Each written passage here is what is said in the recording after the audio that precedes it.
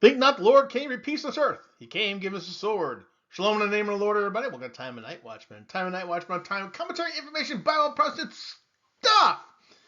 Well, there's about a lot of input out there about events going on around us, both in Christendom and the spirit of Antichrist and the beast and the systems and people are at play here. And I figured I'd do a little synopsis on where we're at because I have a point of view that seems to be eluding quite a lot of people. But then again, it depends which side you're on.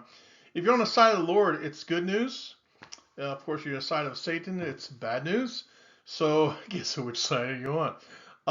Optimistically, is that even the prophets of old looked at this as a positive time, a time of change. Of course, no one really likes change. The change is basically the earth is about to become under new management. And that's not Antichrist, folks. That's the Lord.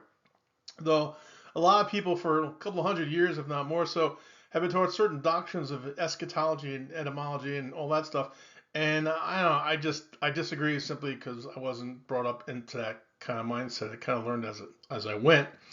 And thank God I have God, the Holy Spirit, the Lord, to teach me all his ways and give me signs and things to take note of what time we're living in. And we're going to get into that.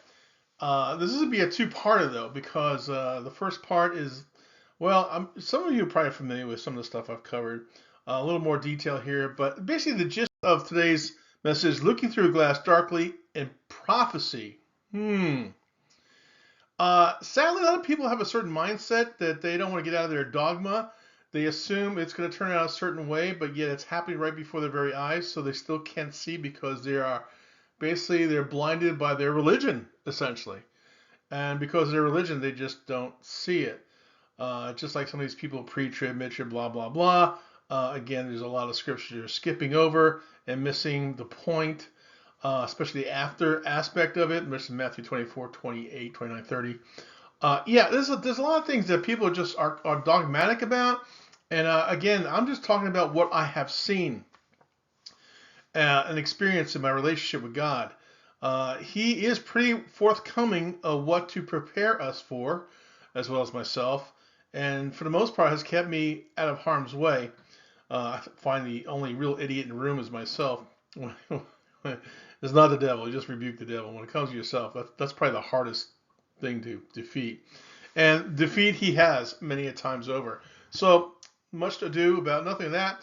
Let's talk about this looking through a glass darkly in prophecy. Now, the knowns, we're talking about the knowns. I'm not even sure that's even a word, knowns. The knowns by seeing face to face. Okay, so just basically this is the stuff I have seen face to face in prophecy. So, and it also has been brought to my attention by the Lord in preparation for, again, things that are coming and things that are here. So basically the gist is what I have seen.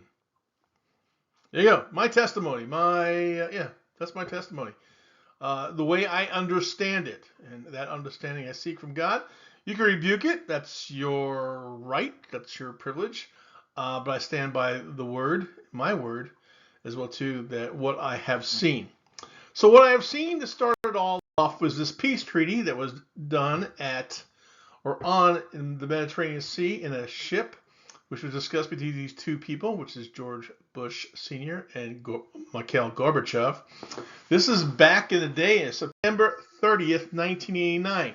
Which is Rosh Hashanah. On that very same day, the Lord took me by the hand. We ascended into the heavens, and I could hear the sound of the horn.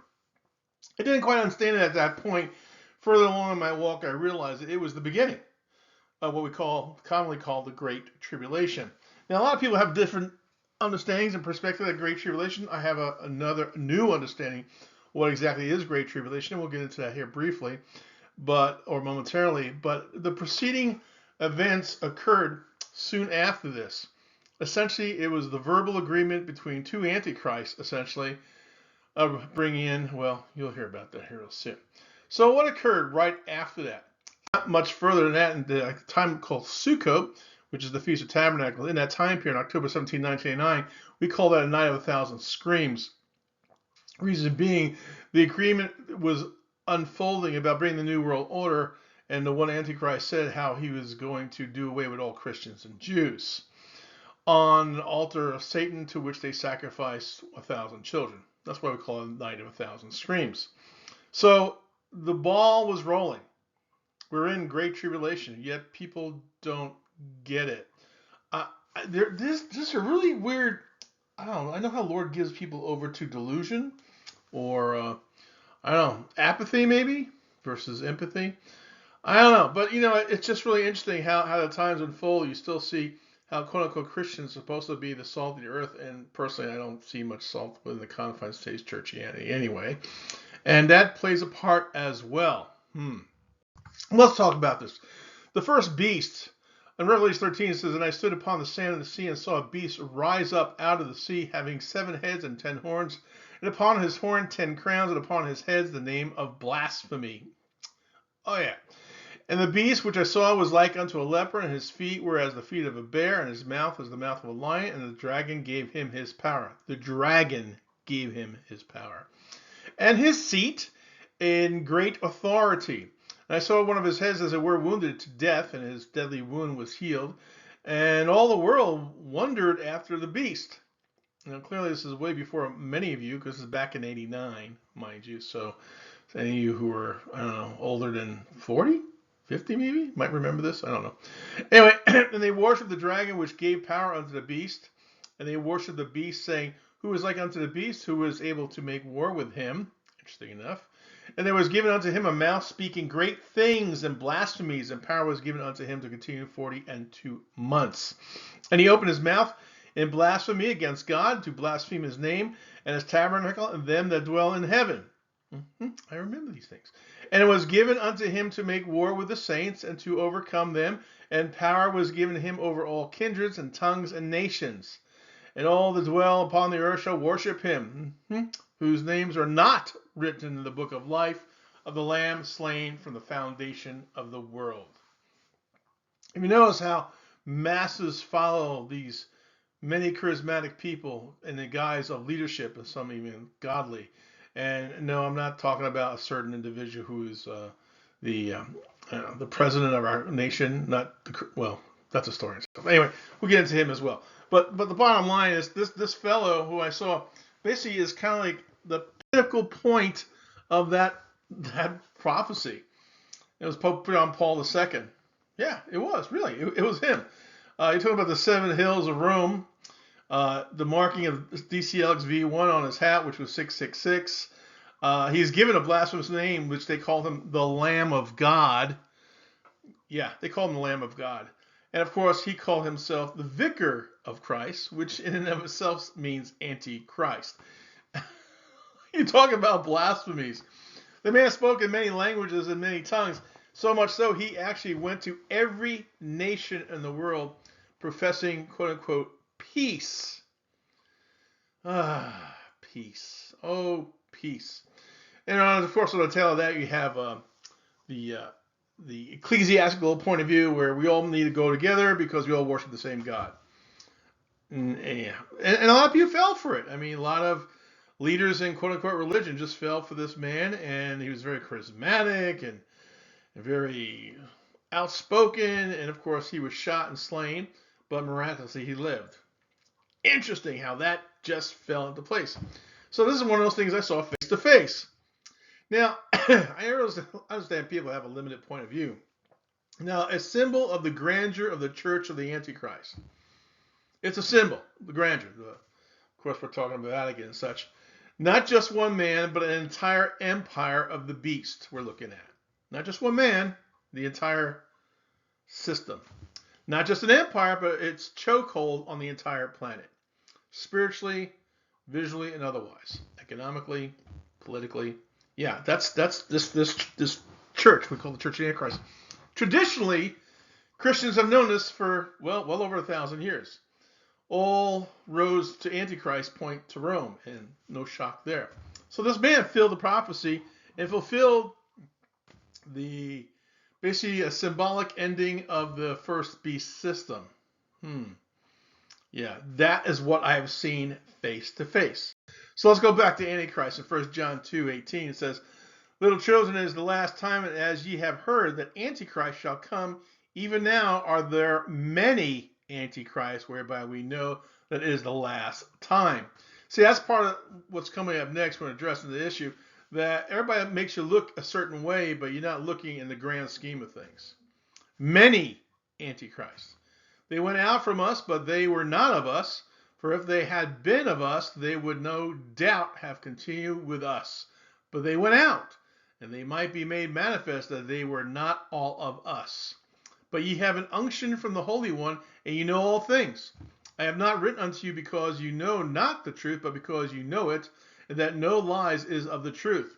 Who is a liar but he that denieth that Jesus is the Christ? He is Antichrist, that denieth the Father and the Son.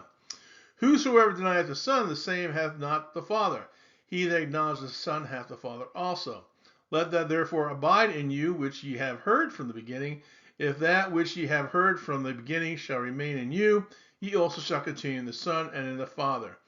And this is the promise, that he hath promised us even eternal life. These things have I written unto you concerning them that seduce you. And there are many Christians out there who have been seduced by, well, the spirit of Antichrist. Now, I could go into the entire doctrine and dogma of the Roman Catholic Church, and of course, it is Antichrist. I'm not here to argue that point. It is what it is. I'm not here to change it. I'm not here to change your mind. I'm just telling you what I know and what I understand for what God has shown me thus far. You can rebuke me. You can argue with me, which I'm not going to bother with. Time to move on. But the key factor of all this is understanding it's all about smoke and mirrors. Yeah, when we enter the time of great tribulation, it's all about smoke and mirrors. Smoke and mirrors, smoke and mirrors, smoke and mirrors. So we look to the left, which is what your attention is given. It's actually something going on the right. There's something on the right, there's something that's given. Again, there's something going on the left. So again, it's all about distracting you from the real story, the real truth behind everything that's going on, and ignoring the reality that prophecy is being fulfilled right before your very eyes. In this case, I just shown you one prophecy. All right, a big one too, fulfilled before your very eyes. One man, one Antichrist of an empire of Antichrist. Again, but it's not just one man. There are many. And we're going to go into those men as well too as we address this more closely, because I live here in the United States of America. I'm born in Brooklyn, patriot, if you will, was not quite so anymore due to circumstances which we're going to address in this very video. So let's see. We look at Matthew 24. In part, we see wars and rumors of wars. And it's interesting if you go back a little bit here. You're talking about smoke and mirrors. The United States invasion of Panama, code name Operation Just Cause. So why did we go to Panama? Just cause. It's not because it was just cause. I'll explain that in a minute here. It lasted over a month between mid-December 1989 and late January 1990, 10 years after the Torrijos-Carter Treaties, which was ratified to transfer control of the Panama Canal from the United States to Panama by January 1, 2000. So, just cause. So we invaded the country, just cause. That's it. And it broke out in the headlines. It was a big to-do, a lot of smoke and mirrors, because what was going on? I'll tell you what was going on. In the meantime, it was the battle for the gates to hell. Yeah, you see, when Jesus says not even the gates of hell will overcome you, he was being quite literal. Not just spiritual sense, but he was also being literal. There are literal gates to hell. And of course, I know where some of those are, hidden quite secretively, but yet in plain sight. And it's no surprise, because, you know, who's behind the whole thing? Well, of course, Antichrist. The gates to hell in the hands of the Antichrist. That's what it all came to. It says right here in this picture. It doesn't get more self-explanatory than that. So on September, which is interesting, because by the time the whole thing was over, he took possession of these things, to which the sacrificing of children and bringing in the army of darkness, if you will, which sounds more like a movie than anything else, and there is actually a movie of that, but literally brought in an army of darkness into the world to bring more chaos, mayhem, to subjugate us all onto this new world order.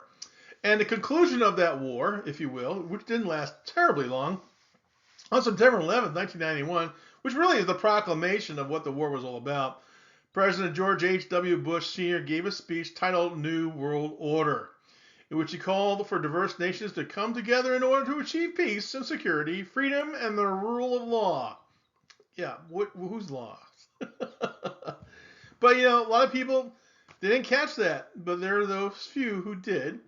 And with a great fanfare and applause, and everybody praising this man for his, I don't know, self-righteous imposement of his new world order, so it began, more so than it did before.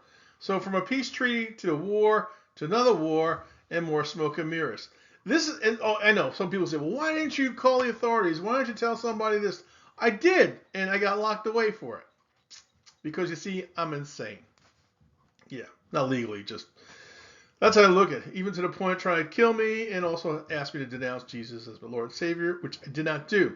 So by this time, this is when I was given my name. Revelation 2:17 says, he that hath an ear, let him hear what the Spirit saith unto the churches. To him that overcometh will I give to eat of the hidden manna, and will give him a white stone, and the stone a new name written, which no man knoweth, saving he that receiveth it. So up until this point, nobody knoweth what name God was going to give me until he gave it to me. That's what that means. So then God gave it to me after pulling out a white stone from a cauldron. It was through a dream. I was given the name the Night Watchman, which is actually a twofold name. It's pretty self-explanatory if you listen to my TOTKs. You kind of know where I go with that. So that being said, antichrists are many. Oh yeah, lots and lots. I mean, if there's any Jezebel notorious within the confines of current events in history, this woman, boy, she takes the cake. And yeah, of course, between the child trafficking and all the satanic stuff that's going on behind the scenes, I'm pretty sure people can understand, these people are anti-Christ. They have no love for God. They might even mention him from time to time, although probably more condescendingly. But the truth be known that there are horrors of unspeakableness going on in the world today that I got to witness and I have testified about, where people, of course, the first words they say is, I can't believe it. Well, maybe more of you starting to believe it now. I don't know. Oh, by the way, that picture on the left is from the movie Indiana Jones Temple of Doom.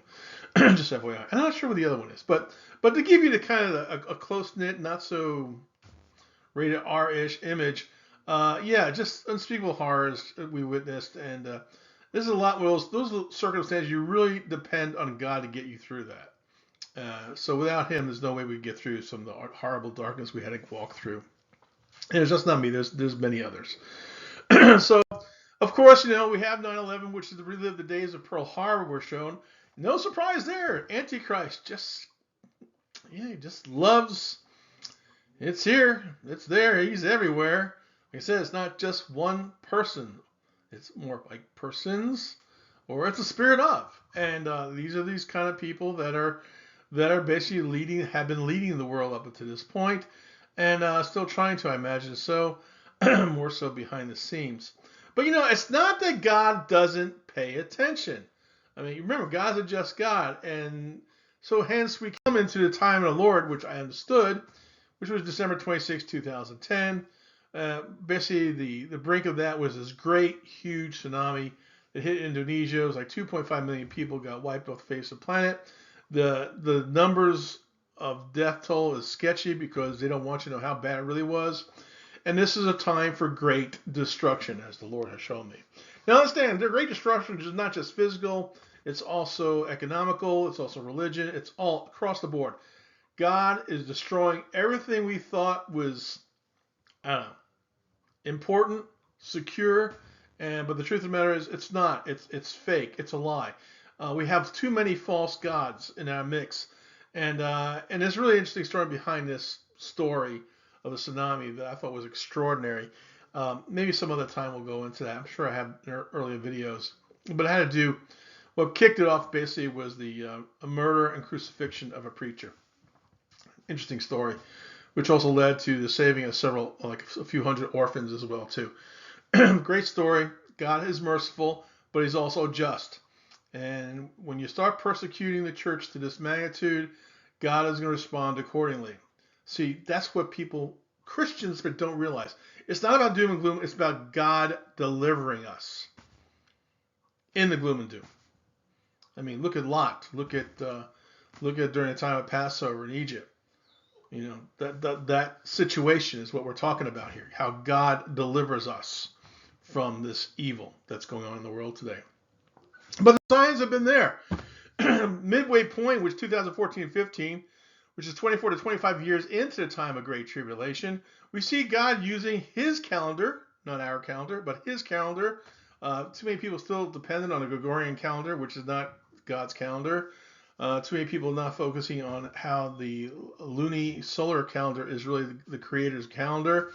And look all the signs on his calendar that we see, which was a Passover, a Sukkot, the first day of Nisan, Passover again, and Sukkot. I mean, what you're looking at here is actually a paradox, kind of a reflection of one side into the other.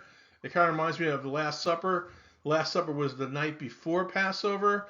Hence, he died before Passover, and then, of course, with the crucifixion, and then 3 days later raised. So, again, you'll see a lot of paradoxes within the confines of the Bible, as well as his word. So, interesting stuff, a lot to study there.